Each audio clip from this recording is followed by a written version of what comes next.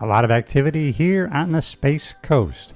With hurricane season on the horizon and turtle nesting season just over a month away, crews are scrambling to shore up Brevard's vulnerable mid-reach dune area with extra sand before they have to halt work until November.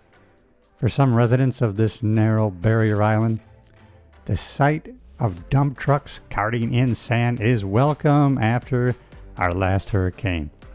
It's their buffer from the next big storm. For some other people, though, it brings concerns that too much sand will bury and destroy a rare reef the federal government deems essential fish habitat. For now, dunes will be the focus of where sand goes along this stretch of beach, and how much of the reef gets buried remains to be seen, especially by the environmentalists watching. And they're going to be working out here until April 30th, when all work must stop because of turtle season.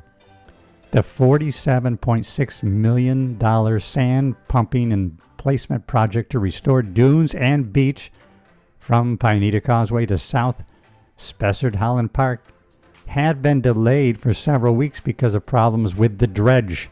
And by law, putting sand on the beach should end by the start of turtle nesting season, which is April 30th.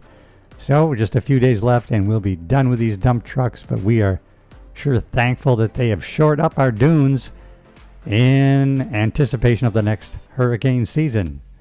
So enjoy this video I took as I watched the workers bring in sand and spread it along our coast here on the east side of the Space Coast.